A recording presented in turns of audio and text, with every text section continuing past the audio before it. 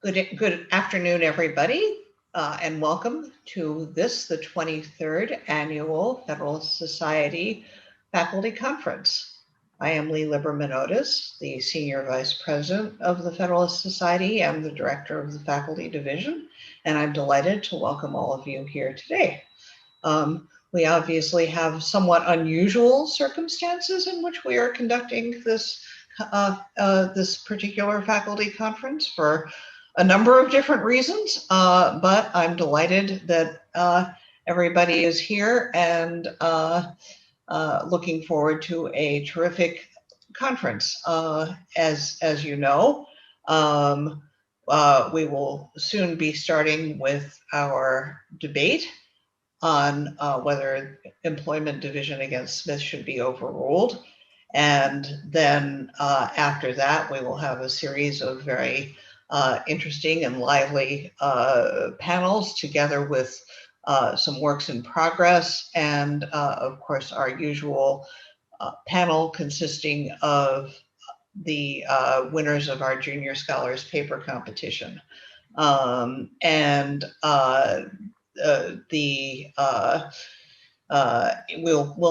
We'll be going over 3 days, which is somewhat unusual. Usually we would conduct this conference over a day and a half, but we figure that since we have the luxury of time, we can have longer breaks, and therefore we hope that to help people avoid the Zoom fatigue factor as best we can. We are delighted to be having you join us for this early conference in 2021, and hoping that we're going to have a terrific 2021 in many respects.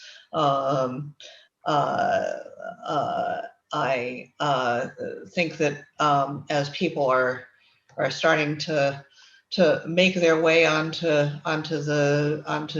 Zoom here and onto our live stream, we are just delighted to welcome everybody to this somewhat unusual way of conducting this faculty conference. We're looking forward. We hope to seeing everybody in person next year in New York. And at that point, we'll be back proceeding under the general aegis of the Association of American Law Schools Conference. But this year, they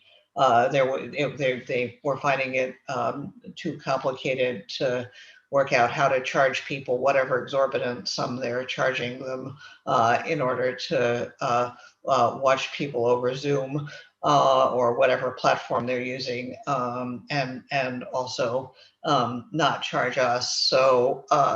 So we decided we would all proceed separately. Let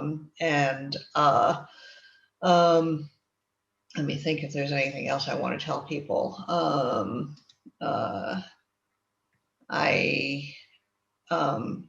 I don't think I have much more to add to that. The program after this particular panel today will be on the police powers, and it will start at I think we have an hour break between the two programs. And then later today, we'll have 2 sessions of 7-minute works in progress presentations. Those will proceed over Zoom only rather than over the live stream. So if anybody wants to watch those and has not already registered for the conference, you should make sure to do so because they will not be being live streamed just because they are works in progress. I think that is more or less about everything that I have for you at the moment. In a few minutes, we will be joined by our panelists, and we will be proceeding with our debate, which, as everybody knows, will be on employment division against Smith, and whether it should be overruled. And we're very happy to be joined by some terrific debaters, and also by Professor Rick Garnett from Notre Dame Law School.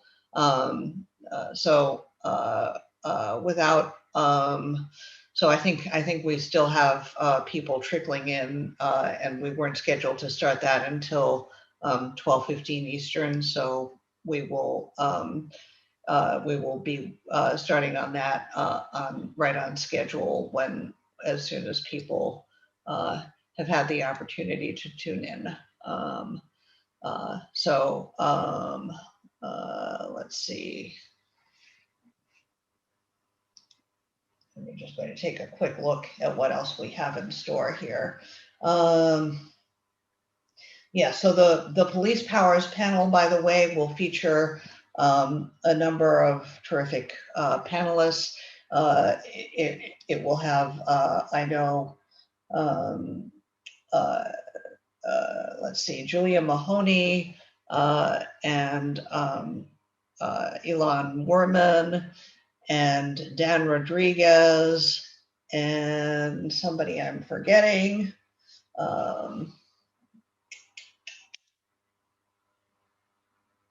Which I apologize for. It's David Bernstein. That's why, who was good enough to substitute for somebody else late in the game. So we will have David have all those people joining us at 3:15 Eastern, I believe.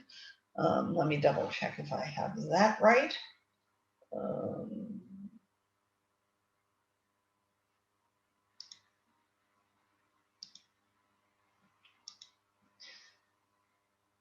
It might be 2:15 Eastern, in which case my apologies. It is 2:15 Eastern. That will be the police powers in the pandemic. And then the 7-minute presentation, Works in Progress, will start at 4:15 today. And then, as I mentioned, the schedule on Thursday, we will be starting with a virtual lunch and business meeting, followed by a panel on corporate social responsibility at 1:00 p.m. Eastern, and then with our Young Legal Scholars paper presentations, and those will start at 3:00 p.m. Eastern. And then finally on Friday, we will have a panel on originalism and its discontents. That will start at 11 a.m. on Friday. Then we will have another set of Works in Progress at 1 p.m., 2 panels. And then finally, we will close with a very interesting conversation presented by our Next Gen project.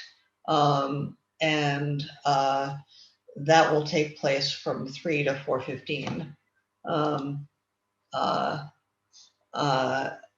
And we look forward to doing so. By the way, we are doing this as a Zoom webinar. So that's because we have basically we're expecting, somewhere around 200 people. That seemed like the better format to use. So that means that only the panelists will be on camera during the panel. I think we're going to have different ways in which we're doing Q&A for each of the different panels. For this one, as I think Rick will explain, we're going to do the Q&A using the chat function, and he will I assume elaborate a little bit on that. But that's why we're doing it this way, because you can't really see some 200 people on screen at once, and so we figured it was better to just feature the panelists on screen. for the various different panels. And unfortunately, because we're not in any way in person, having everybody all over the place it makes it impractical to show everybody on screen in the same place, because they're not in the same place. So this is a new and different way of doing things, at least for us here in the faculty division. And and we hope that although we may well end up doing some of this kind of thing in the future, so as to allow people who are not able to be here in person to join in some fashion. We'll certainly continue live streaming in the future, but for the present, we plan to that this is how we're going to be conducting this particular set of panels. So I think without further ado, do we have all of our panelists from, All right.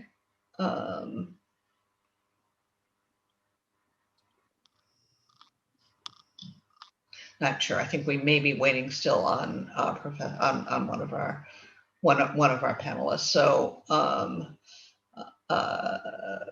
let's give it another. Oh, great. Okay, terrific, great. Okay, looks as if we now have everybody. And so without further ado, I would like to turn things over to Professor Rick Garnett, who is who is well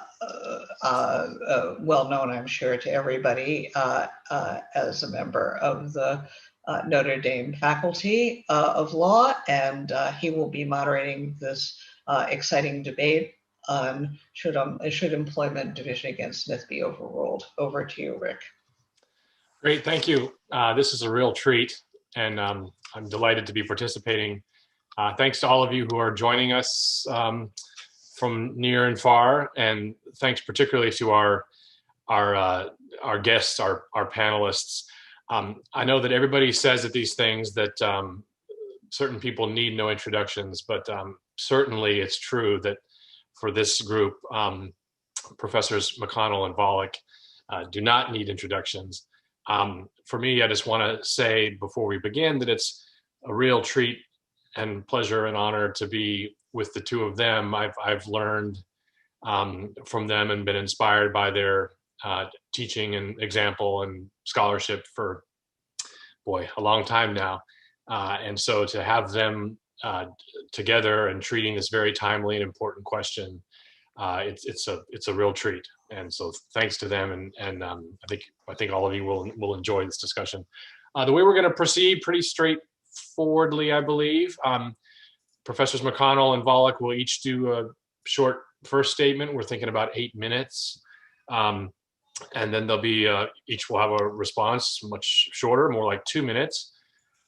As you heard from Lee, we're going to be using the Zoom chat function for questions. Please do send in your questions, and I'll do my best to collect and translate and pass them on. And I think with that said, I'd just like to jump right in. I believe we decided that Professor McConnell was going to go first. And I want to also thank Brown Katz, who's going to take care of a lot of the tech for us and make sure that all the screen sharing goes smoothly and all that. But go ahead and enter your questions in the chat. And Michael, take it away, please. Thanks, Rick, and thank you all for joining in this seminar. For Lee says that this is a new way of doing things. For me, it's the new normal.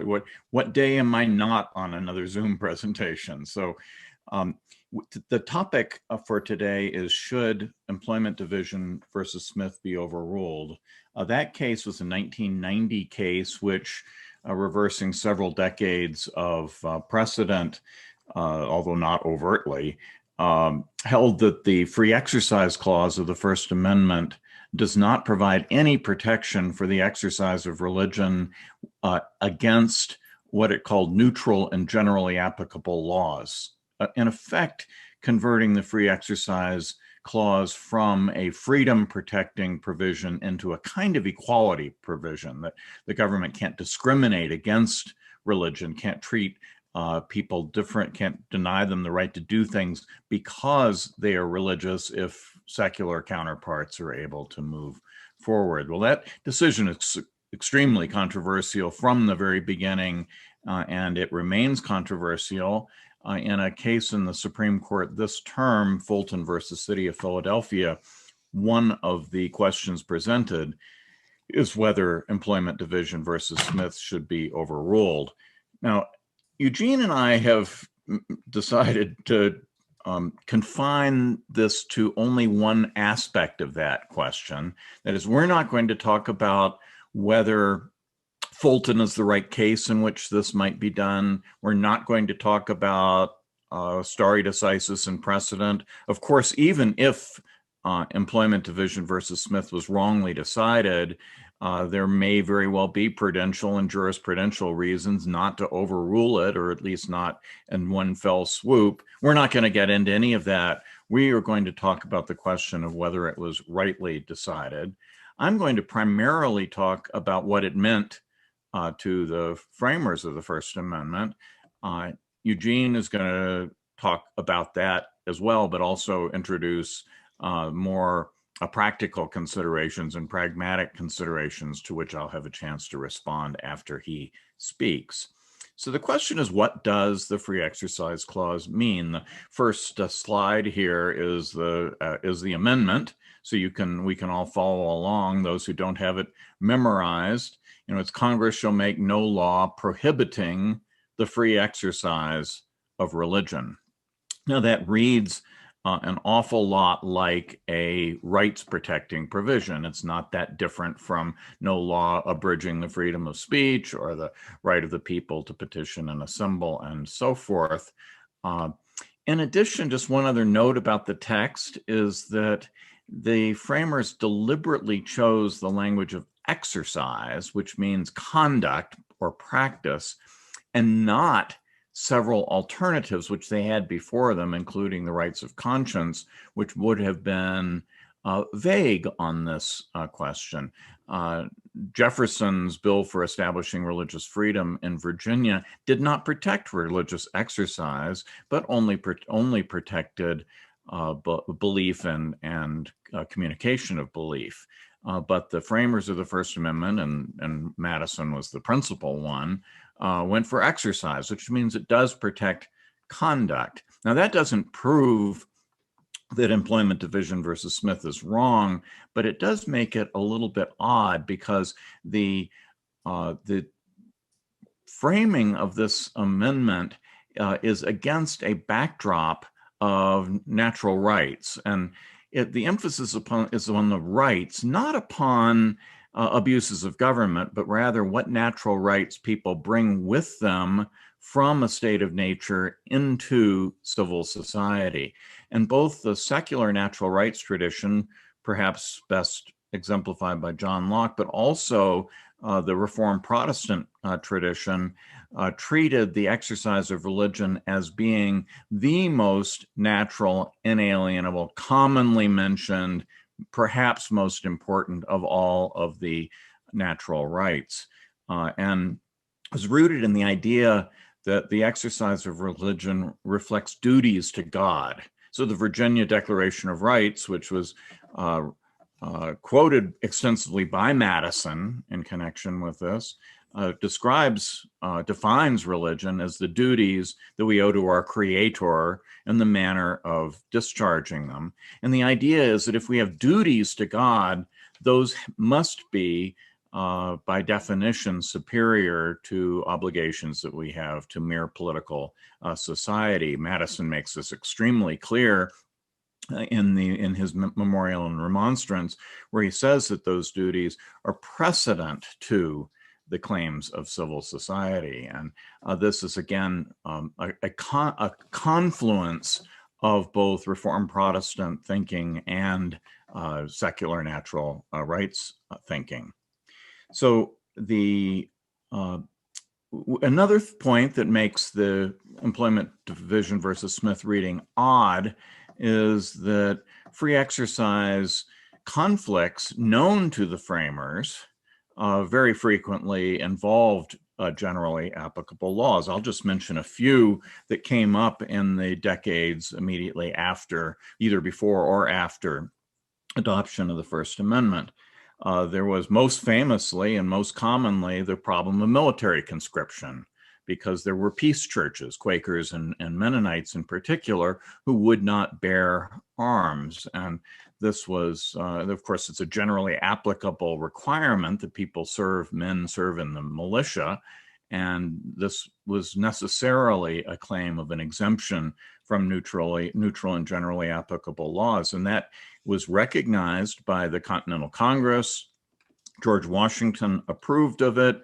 Madison even wanted to write it in explicitly as part of the Second Amendment.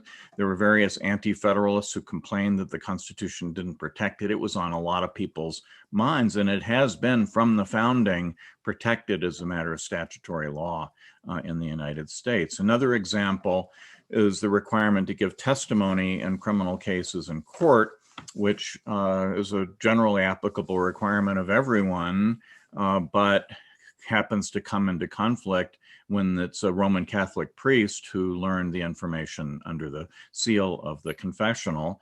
And that issue came up in the very first reported case under any state free exercise provision, and the court held that the priest was entitled to an exemption from that neutral and generally applicable law. Another issue that came up with some frequency was jury service, because there were those who took the position that the New Testament injunction to judge not prevented them from serving on juries. That's, again, an exemption claim. There weren't a whole lot of them, but they certainly existed, and they must have been on the minds of those who framed the amendment. But I think the most clear, and I don't mean to say clear, all this is, there's a lot of ambiguity here. There are arguments on both sides. There are respected originalist voices on both sides of this debate. So I don't want to imply that this is proven beyond a reasonable doubt.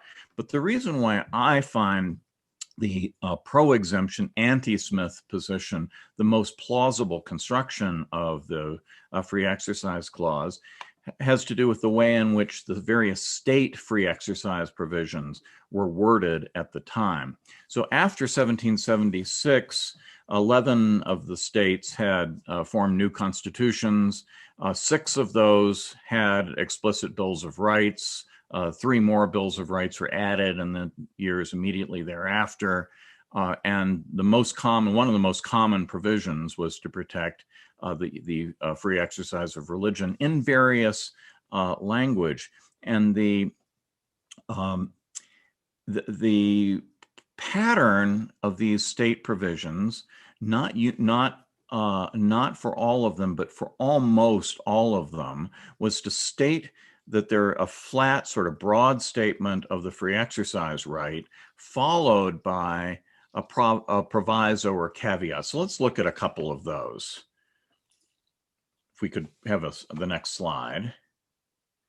So here's the New York provision from 1777, which was, by the way, extensively debated at the convention. And so it says the free exercise and enjoyment of religious profession and worship without discrimination or preference shall forever hereafter be allowed, provided, and this is what's interesting, so that's the free exercise part, and then provided that the liberty of conscience hereby granted shall not be so construed as to excuse acts of licentiousness or to justify practices inconsistent with the peace or safety of this state.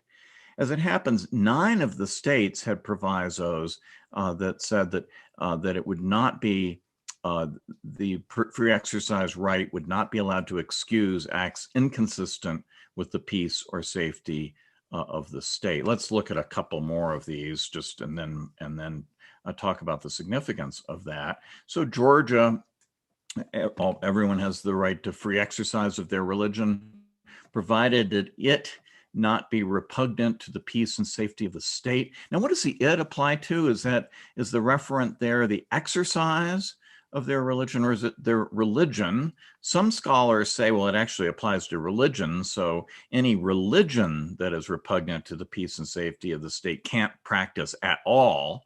Well, this has never been done. There's never been a proscribed religion in Georgia or elsewhere. That would be an extremely authoritarian provision. It seems much more likely that what this means is that the exercise can't be repugnant to the peace and safety of the state. And then just one more state. This is Maryland. It's the duty of everyone to worship God, et cetera, and they are entitled to religious liberty, unless under color of religion, any man shall disturb the good order, peace, or safety of the state, or infringe the laws of morality, or injure others in their natural civil, or religious rights. Now, why does this matter? It matters because these provisos would not make any sense if the underlying right, the free exercise right itself, did not extend against neutral and generally applicable laws. Because if the free exercise right inherently does not involve some kind of a right to follow the duties we owe to God rather than those we owe to civil society, then the provisos would never have any application. There are already laws against the things that the provisos cover. Rather, it seems most plausible to see that the provisos are defining a narrow and particularly important subset of laws, and that as to that subset of particularly important laws, the free exercise right has to play second fiddle to the requirements of the state. Now, I've said especially important, but that's a little bit vague. It's more specific than that. What these provisos are referring to, they are quite different. They're not the same, but peace and safety are the foundations of this, and some of them refer to not injuring the natural rights of others. These have to do with the fundamental idea of natural rights, that each person has certain natural rights, but that the natural rights are cabined by equal natural rights on the part of other people. And so peace and safety are the laws which are fundamental to protecting the rights of everyone. This is the part of the Lockean or Hobbesian social contract that we give up certain of our natural rights in return for protection against the depredations of others. Well, Michael, this is Rick Garnett. I hate to do this to you on Zoom, but you're a fair bit over your time, so I need to wrap this up. I'm sorry. I thought I set my timer and that it would buzz off. So I'll just conclude there by saying that because this is the universal form in which the free exercise clauses were worded at the state level, it seems extremely probable that that's what the same words meant at the federal level. Thank you very much, Michael. Eugene, take it away. Thank you. Let me start my PowerPoints. Share screen.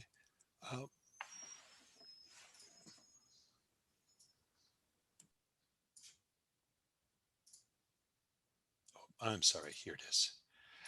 So it's always a very great pleasure to be here with Rick and with Michael and to discuss these issues. I very much appreciate Michael's historical arguments. I think there's a lot to be said for them. I think there is some ambiguity, as Michael points out, about what the original meaning was, and also about even if the original meaning was some kind of exemptions, were they applicable to all sorts of practices or only ones tied to worship, for example? And then, of course, there's a question of whether you can distinguish worship-related practices from others, and also whether they called for a strict scrutiny type test, which at least is formally supposed to be quite demanding, or something which is a lot more accommodating of government interests, at least in certain kinds of contexts. But I want to bracket that for now. I'm happy to talk about it further during Q&A and talk about the heart of the argument in Employment Division versus Smith. By the way, the historical questions were canvassed in the opinions in City of Burney versus Flores, but Employment Division versus Smith had to do with a practical concern. And practical and a structural concern. And maybe we shouldn't care about that. Maybe we should look solely at the original meaning. But obviously the majority of the court in Smith did look at that, and I want to probe that a little bit. So let's start with assisted suicide. Now, of course, the question in the assisted suicide cases, like Washington v. Glucksberg, was not whether assisted suicide was going to be allowed. Rather, it's who decides, right? Is it to be done by the legislatures or is it to be done by the courts? And Glucksberg said it's going to be done by the legislatures. Remember, in Glucksberg, there's a claim of a substantive due process right, a natural right in a sense, to use the language that Michael was referring to, although under the Ninth Amendment, perhaps, or under the substantive due process, to have help in ending one's own life. Control over one's own body in this respect with the help of others. And the court said, we don't have to decide this. In fact, we shouldn't decide this. We need not weigh exactly the relative strengths of the government interests here and of the private interests, because this is something that the Constitution leaves to democratic decision making. There are important moral questions about whether the government has a compelling enough interest in protecting people's rights, people's lives, when they would prefer to die. There are important practical questions, which is whether an assisted suicide regime would lead people to choose assisted suicide, even when they really would rather not, maybe be pressured into it by financial or emotional pressure. We don't have to decide that. We need not weigh exactly the relative strengths of these various interests. And the majority in the court, I think fair to say a conservative majority, it was unanimous in general, but particularly the majority was particularly firm in rejecting the substantive due process argument. It took the view that basically we don't want courts in these kinds of making these kinds of natural rights decisions about balancing all these interests. Now, let's say somebody were to raise the same claim under the Free Exercise Clause. So one example, there's actually a real case about this, People v. Sanderson. It's a Colorado appellate case, I want to say, from late 1990s. But let me take a slightly stylized version of that. Imagine somebody who says, I read the Good Samaritan parable as requiring me, as a doctor perhaps, or as a spouse, to assist my patient or my spouse in committing suicide if that is what they choose. Obviously, we want the Good Samaritan to save life, but if the person is dying in any event and in pain or feeling that they're dying in an undignified way, the Good Samaritan parable requires us to help that person. Not everybody, of course, takes that view. Maybe only a few people take that view, but imagine that's a sincerely held view.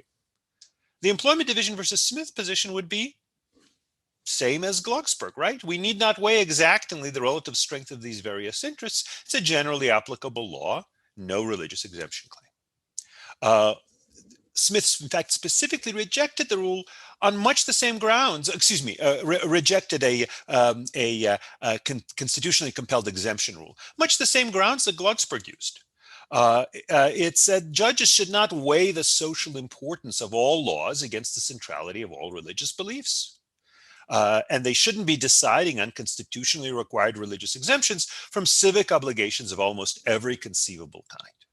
Of course, the court was familiar with carving out constitutionally compelled exemptions in certain situations under very specific rights like freedom of speech that has to do with speech restrictions, duty to testify. There is a constitutionally compelled exemption from that in the form of the right not to incriminate oneself and the like. But those are fairly narrow zones.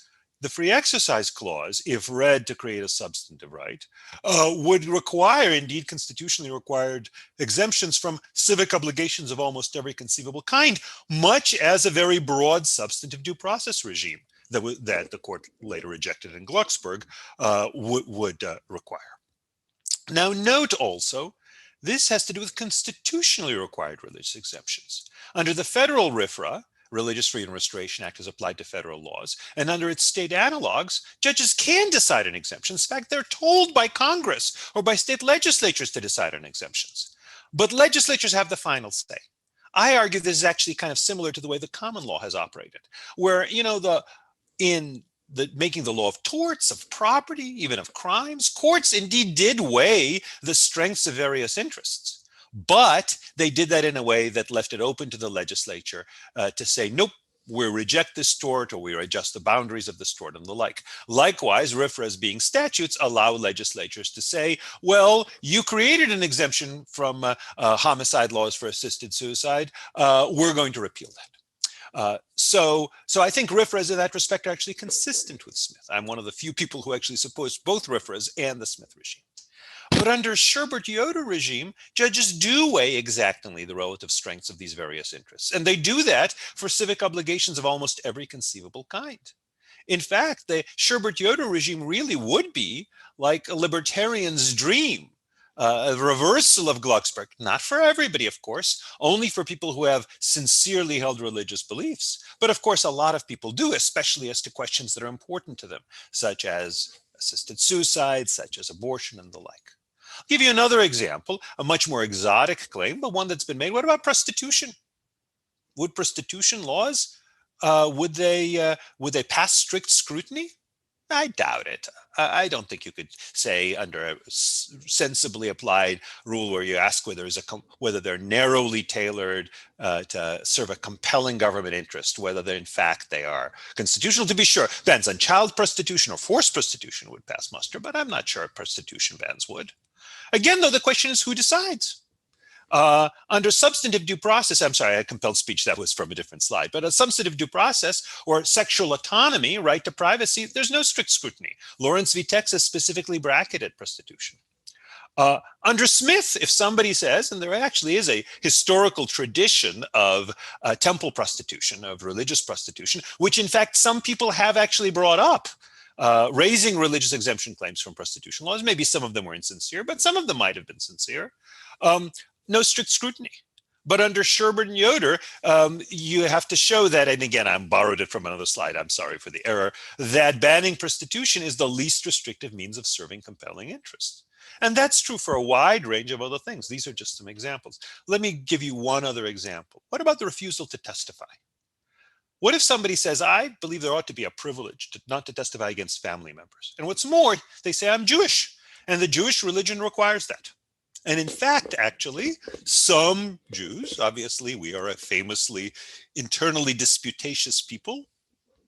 3 Jews, 4 opinions is the famous line. But so not all Jews certainly take this view, but it seems quite clear that some religious Jews do believe that for example, the prohibition on the requirement to honor your father and mother bars you from testifying against your parents. Jews and Muslims, many of them, also take the view that you can't testify against co-religionists in secular courts.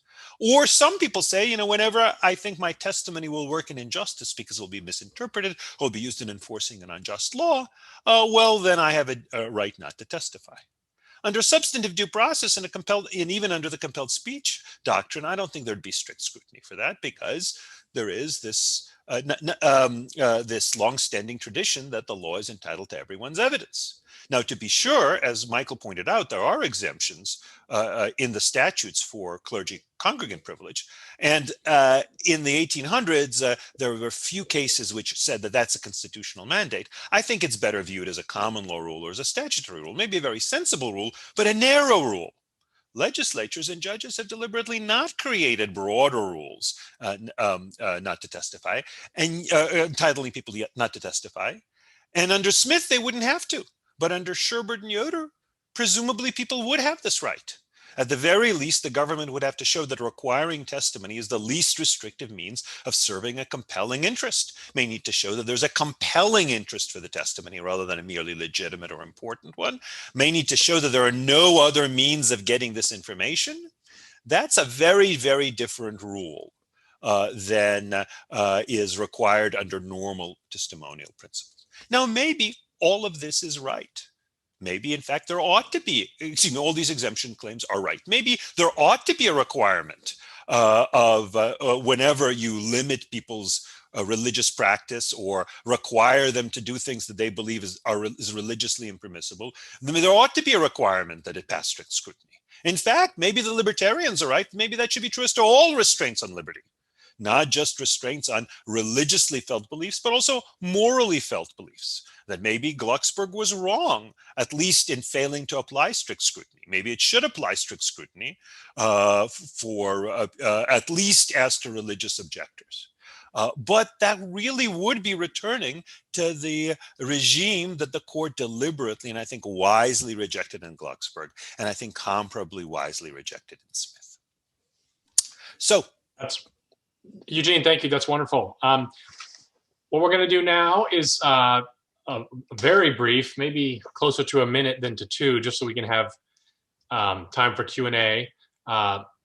Michael, you get a minute or so for rebuttal, and then Eugene will do the same. And then I'd invite all of the attendees to use the chat and to share any questions that you might have, and I'll pass them on. So, Michael, what do you got?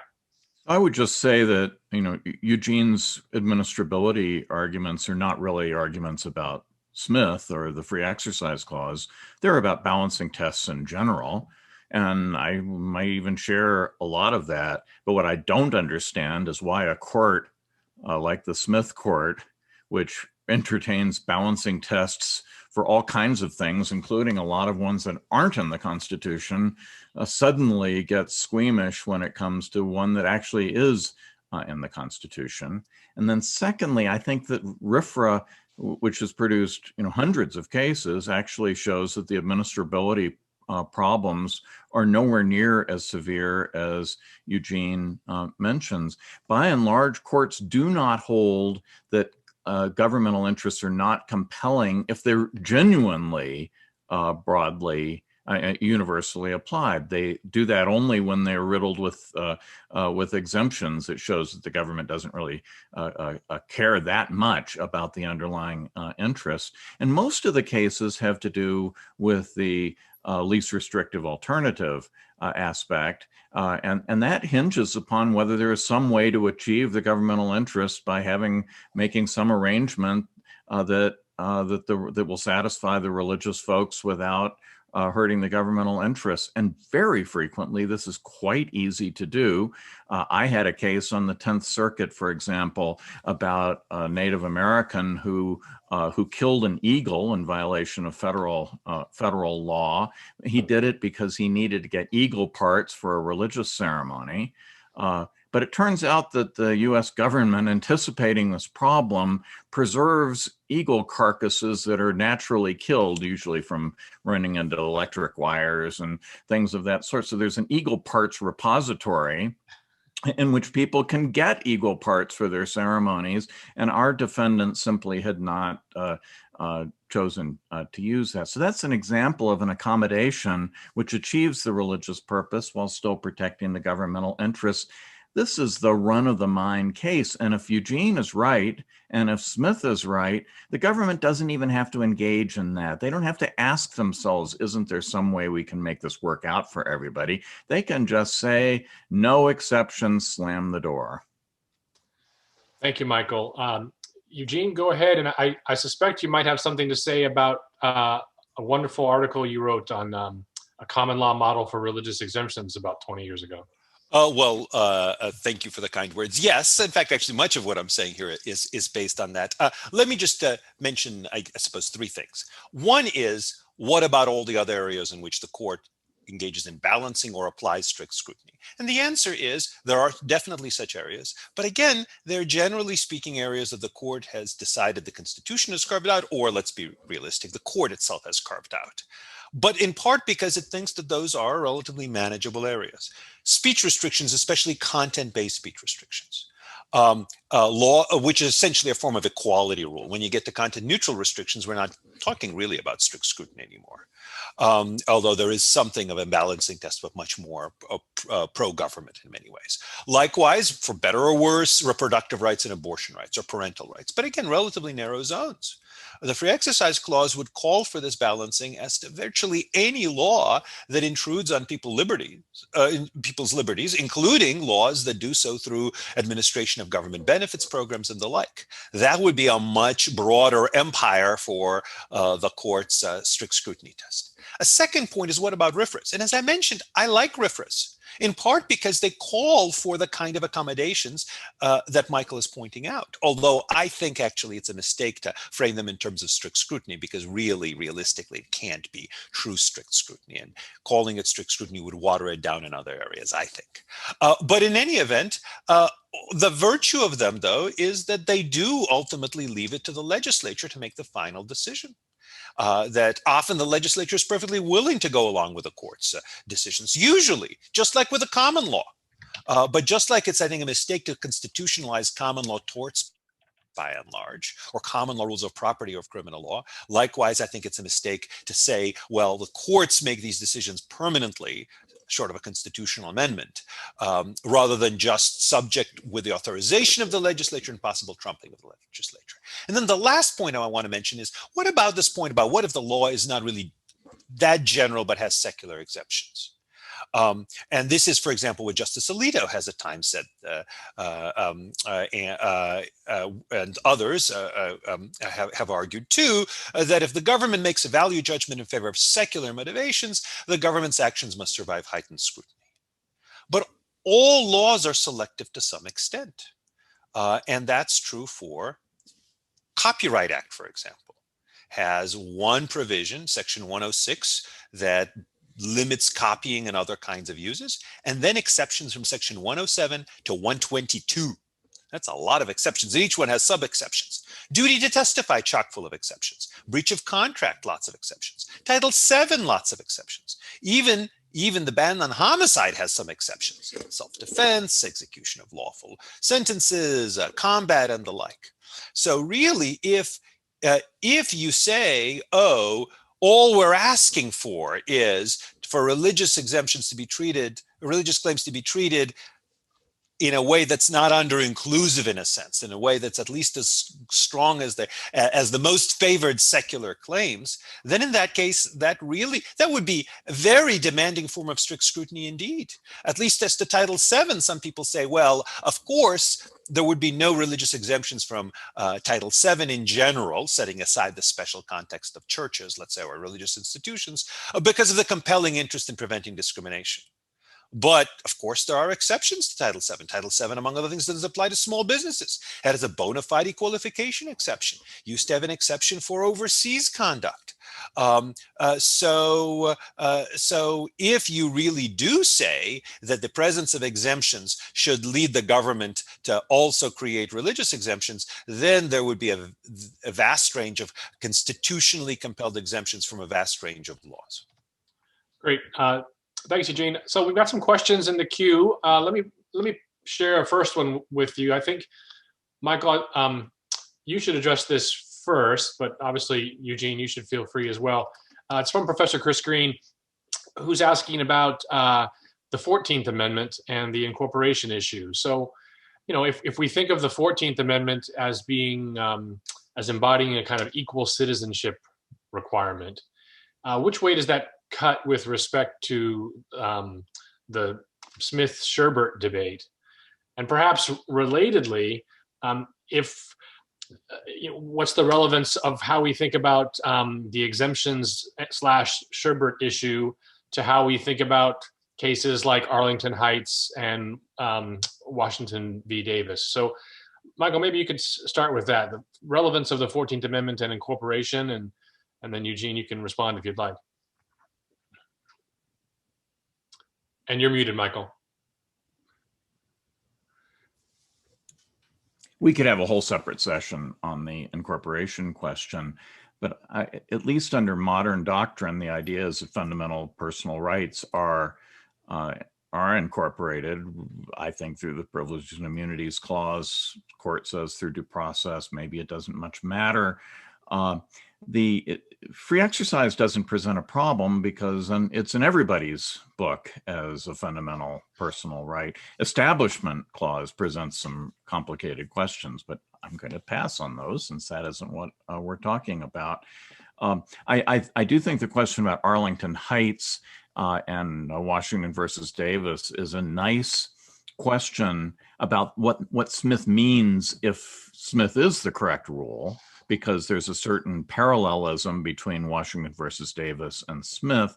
And if Arlington Heights is correct, then the rule that that laws that make no reference to race, that are completely colorblind, completely race blind, or do not violate the the Equal Protection Clause, the equivalent of that would be to say, well, Smith may be fundamentally right, but when you have a whole bunch of a lot of exceptions and historically dodgy stuff going on, we're not going to follow Smith to the letter. That would be one. I actually think in the Fulton case that some Arlington Heights-like approach to watering down Smith without overruling it is not unlikely.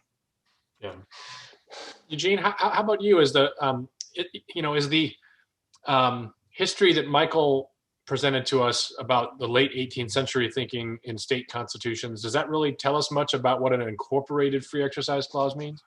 So I'm happy to defer to Michael on this. He's done certainly much more research than I have on the 14th Amendment. I will say that there are very, very few cases carving out religious exemptions through the 1800s up until I think the mid 1900s.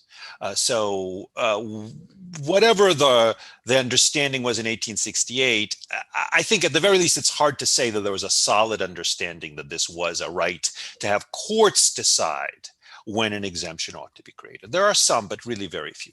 Let me, though, turn to the equality point. So I agree that Washington v. Davis and Arlington Heights are quite consistent with Lukumi Babalu, that if indeed there is even a facially neutral law, that there's real evidence was enacted because of racial hostility, or as in Lukumi, religious hostility, may be unconstitutional. That might be so with regard to the city of Fulton. There's some debate about that.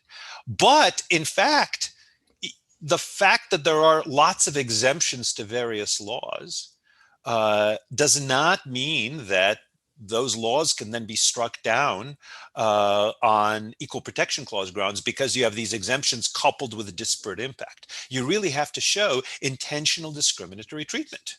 Or again, otherwise, the fact is the great bulk of laws have disparate impact based on race and especially based on sex. I mean, think of criminal laws. Maybe it's because men commit a lot more crimes than women, but certainly they have disparate impact in that respect. If you could then get struck down or get whittled down various laws just because they have that coupled with exemptions, which again, most laws have in some measure. Certainly most economic regulations have a vast range of exemptions, often just for public choice reasons to benefit politically favored industries. That alone isn't going to get things struck down on equal protection grounds. And likewise, I think that alone shouldn't be enough to justify a free exercise clause exemption.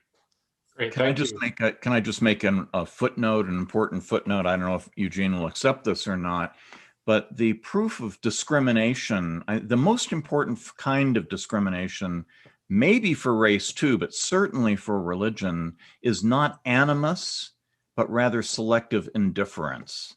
That is, that we, the legislators, care about some people and we don't care about you. That's what's going on in a lot of these COVID shutdown situations where, oh, well, we can understand why people want liquor stores and casinos and this and that. But religion, I mean, that meeting in church doesn't do anybody any good. That's completely worthless activity. So we'll put it in the in the lowest possible category. That doesn't mean they hate religion. It just means they don't care about religion, and they do care about other things. But again, I think you could say the same about Title VII, right? No, race may be the same. Pardon? Race may be very similar in many. Well, but I don't think the but we case treat that as discrimination for race. No, well, I don't think that's quite right. I mean, for example, a lot of people criticize legacy admissions at various universities on the grounds that they are selectively favoring people for pretty weak reasons, and reasons that foreseeably have racially disparate impacts. That alone isn't enough to make legacy admissions at a public university, I think, unconstitutional under the Equal Protection Clause. And as to kind of the selective preference, likewise, you can tell the story about Title VII of the Civil Rights Act. Well, the Congress wanted to respect the interests, either in federalism or in some degree of privacy, of small employers. It wanted to respect the interests of theaters and movie studios that wanted to hire men as actors and women as actresses. It wanted to respect, again, at least original. Well, it wanted to protect certain kinds of seniority systems, but it didn't want to respect the interests of religious objectors who felt a religious obligation, say, to discriminate based on sex. I don't think that should be enough to say, well, that makes this a free exercise clause violation. I think it's legitimate for the government to say there are certain things that we do respect, and other things, a wide range of other things, including religious objections, we don't treat the same way. So let's go ahead and pivot to another question on the queue, although just briefly for the attendees who might be interested.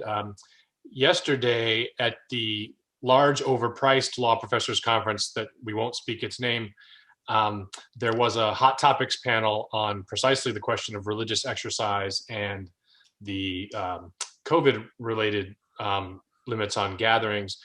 And Professor Robin Fretwell Wilson in particular addressed in some detail the issue of selective indifference that Michael was just raising. But from the queue, here's something from Professor Mark DiGirolamo, again, very, very timely. He characterizes this as a pragmatic question. And it is basically whether the likely composition of the federal government going forward and the possibility of, say, RFRA being, if not wholly repealed, at least modified or limited or perhaps subordinated to the Equality Act and all that. And we can think of other things that might happen in the new administration with respect to religious exemptions. Do those kinds of considerations have any relevance to the question whether Smith should be overruled, given that the question, at least in theory, is presented before the court in Fulton right now? Do either of you have thoughts on that? Well, I think this goes not to the question of whether Smith is rightly decided or not, but rather to all of the congeries of prudential considerations that have to do with stare decisis. And I do think that whether constitutional protection appears to be more urgent is a legitimate part of that. I wouldn't say it's because of the new administration.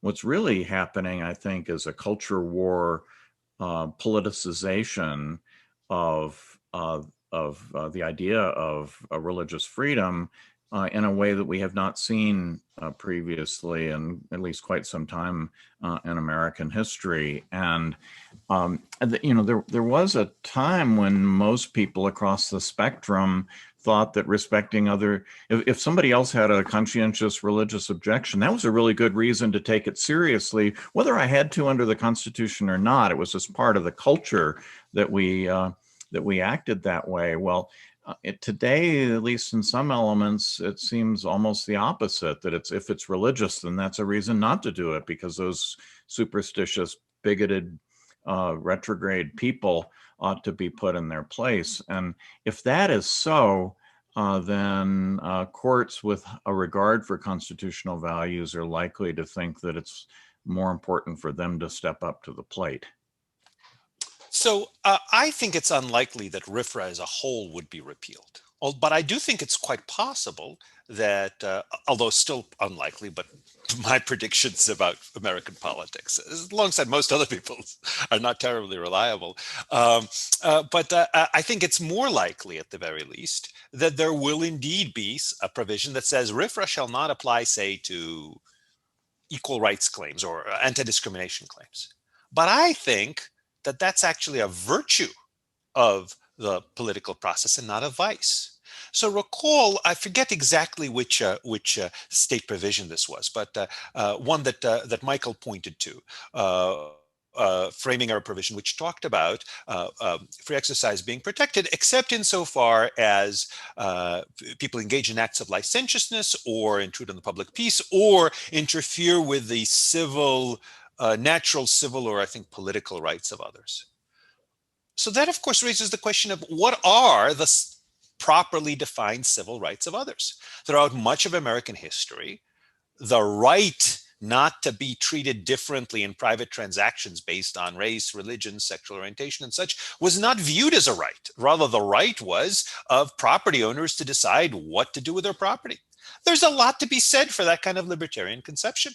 But of course, now many people do believe that there is a civil right not to be discriminated against. And again, the question is who decides? Under the RFRA model, courts decide in the first instance, and they can make the accommodations of the sort that Michael suggests that, well, in certain situations, like perhaps in Fulton, what's the big deal if there is some discrimination allowed based on sexual orientation or whatever else? There's still plenty of other opportunities for people to be foster parents or to get various public accommodations and the like, and that's a reasonable way of reconciling the rights.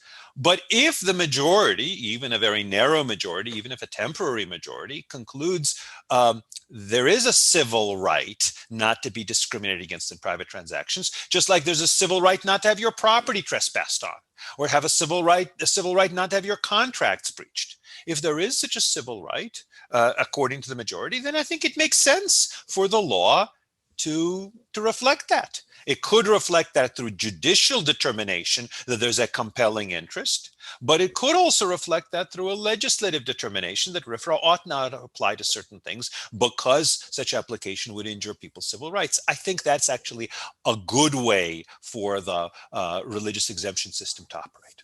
So Eugene, let me stick with you. We've got from David Shizer what I think you might have called in another paper a test suite of a kind. Right. So let's suppose that Congress decides that it would enhance productivity and increase economic growth if everybody were required to either work on Saturdays or pay a fine. Right. So the question is, okay, if we assume that Orthodox Jews can't comply with this generally applicable law, right. Are you comfortable saying their only recourse is to the legislature, or is there some constitutional vehicle for them to get relief from that presumably generally applicable law? Right. So one possible objection, by the way, is that this is deliberate discrimination against Jews because conspicuously omits Sundays. It's an interesting question. This relates back to the whole debate about Sunday closing laws and the like. So let's try to bracket that. Let's assume there was a requirement. And let me give a somewhat more specific, somewhat more, I think, I hope a friendly amendment, more practical amendment. Imagine there was a requirement that says service stations ought to be open 24/7. So gas stations and the like ought to be open 24/7, or food stores ought to be open 24/7, because people rely on them, people need them, and if you're going to be in the business of serving people this kind of thing, then you ought to also make sure you do it all the days your customers need it. I think that would be a bad law. I think it's an unlibertarian law, but that's the kind of thing that I think is more likely than a requirement that says every individual has to work on Saturdays, let's say. So I think that's a bad law, but I think that it is not something from which people ought to have religious exemptions as a constitutional matter. Now, what is the protection for people against that? It's the political process. And it's probably not surprising that by and large, there are no such laws to my knowledge, certainly in private individuals, but even on businesses by and large. The political process, I think, does a pretty good job of protecting against that. On top of that, the political process in about half the states and at the federal level got us RFRA, which would allow courts to carve out exemptions in certain situations. When has the political process yielded a different result? In the very cases that produce Sherbert v. Werner, which is situations where you're not compelling people to work on Saturdays, but you're saying if you want unemployment compensation, then you need to be available to work on Saturdays. And you could again imagine, to make it really even-handed, Saturdays or Sundays or whatever else. If you want your unemployment paid for by either the taxpayers or by your employer, former employer, paying unemployment tax, then in that case you need to be available for work. And those, I think, were actually quite reasonable laws. And I think it was a mistake in Sherbert to mandate exemptions from that. So I do think that the example that David gives, especially if made a little bit more politically plausible, it's applying to businesses and not to private employees, and also if it were really even-handed. But I think even if it were only for Saturdays, but especially if it were even-handed, I think it would still be a bad idea. But I think the main protection against that is political. Michael, could you speak to that? I mean, how reliable? I mean, we are in a democracy after all. I suppose we're supposed to like the political process, but how reliable is the availability of the political process for dealing with the kind of case? And admittedly, it's intentionally a very stark case that Professor Shizer raised. What are your concerns? So I think for much of the history of the Republic, this would have worked pretty well, because I think the political process was. It's really amazing how many small religious minorities have managed to get accommodations in the political process. And it's, in the hundreds, maybe even thousands of laws about this. And, I used to say, based upon my sense of actual practice, was that the main function of the Free Exercise Clause was to enable people with a problem to get past the bureaucrat who had no discretion and say, and up to a politically, empowered, discretionary officer who often would say, well, of course we can work that out. We don't have to be, be so rigid. And then you'd work it out and things would never really get. But if you didn't have the free exercise claim to begin with, it would be like, okay, you're, no exception, shut the door, and you're out of luck. I wonder, though, if this is still true. In fact, I think it is probably no longer true, because I think there is a vicious element in our culture wars today on both the right and the left, in which they advocate policies and do things not so much because it's going to advance the public good, but because it's going to own the libs or put those religious people in their place, and they take some sort of satisfaction. It's sort of anti-Pareto optimal rules with respect to hated groups. And right now, traditionally religious people are a hated group, not I want to stress by the vast majority, but by certain politically powerful, empowered factions. And we see this in some of the recent controversies. Just one quick example: in Washington State, pharmacists are permitted not to stock drugs for like almost any possible reason. And the governor, in order to make points about contraception, contrived to make it illegal only not to stock drugs for reasons of conscience. Yeah. Sorry, Michael, is that... that was the end. Why was my last word. Fair enough.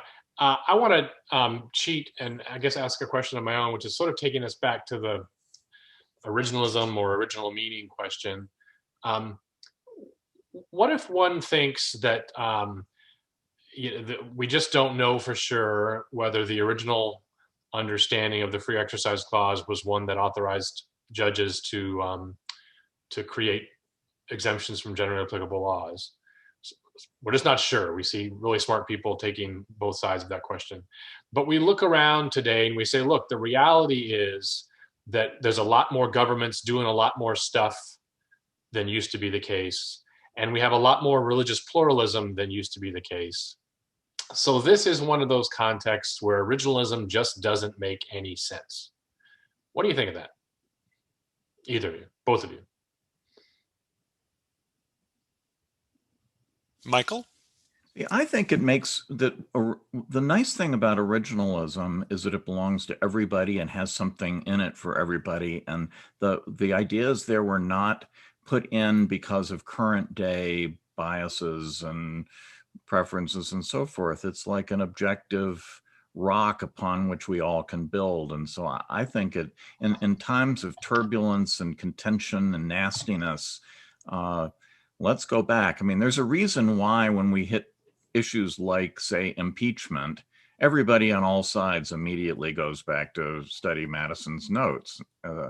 It's because there isn't anything in current day policy-oriented politics that answers any of the questions. So I think there's a lot to be said for what Michael is saying. And I do think it's important to remember that the framers were committed to, and I think for very good reason, to religious toleration and to free exercise of religion. The problem is, I'm not sure they had a very clear understanding of what counts as that.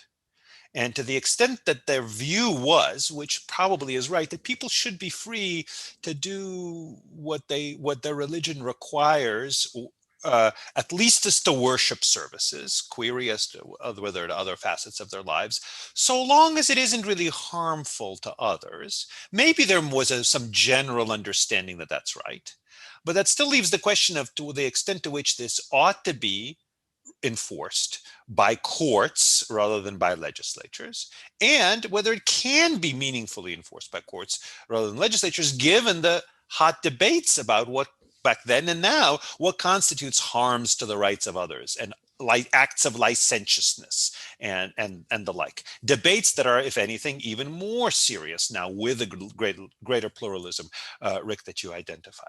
I think that the insight of Glucksberg remains sound, which is that most questions as to most areas of life ought to be subject to political democratic decision-making. Again, not always in the first instance. So remember, the common law was created in the first instance by judges, but subject to revision. The rules of tort, as I said, rules of contract, rules of property, rules of criminal laws, those should be subject in a society where people disagree about what are the rights of others and what is harmful to society, should be subject to political decision making. Again, it's one thing to say certain particular narrow zones, such as the conduct of criminal trials, or such as content-based speech restrictions and the like. Those narrow zones, or right to bear arms, are exempted in considerable measure from legislative decision-making. But I think when you say you get an exemption, not just for worship, but for every act that has religious meaning to people, which to many religious people, it is almost every act of their lives. That's the kind of decision-making that I think Glucksberg rightly condemned as a substantive due process matter, in part because of the pluralism of society. And likewise, I think we should say the same about religious exemptions. Eugene, with with respect, I take your point, but you distinguished, you said something along the lines of not just religious worship, but everything else. Right. But presumably it's an implication of your view and of the Smith rule that even acts of pretty core religious worship are subject to regulations by generally applicable right, like law. taking peyote. Yes, yes, exactly. So I appreciate, so in a sense, I think what happened with Smith is the free exercise clause was a victim of its own success, or perhaps of its own backers' ambitions for it. Yeah. And perfectly understandable. So if you say, as I think Michael may have at times suggested in some of his articles, that the right test is a kind of intermediate scrutiny, then I think it may be that Smith wouldn't have happened, because I think the justices might have been more open to that. Scalia might have been still unhappy, in fact, even more unhappy with a balancing nature of intermediate scrutiny. I'm not sure Justice White, for example, would have joined him. So I have to, Eugene, I'm really sorry, but I'm up against a course. hook from our Federalist leader. And also, Michael, I know you have another engagement. Let me just mention really quickly to all of our attendees that we're going to reconvene at 2:15 for a panel on the police powers and the pandemic. We'll have David Bernstein, Julia Mahoney, Dan Rodriguez, and Ian Warman moderated. You get a big upgrade in your moderator. It'll be by John Harrison. So that's what we have for today on Smith. Thanks very much to Michael and Eugene, and for all of you who are attending online. Please stick with us for the next few days, and I guess I'll hand it back to you, Lee. Great, thanks very much, thanks very much, and we look forward to seeing everybody at our next panel. Great to have all of you, and thanks to everybody for a terrific panel. Great.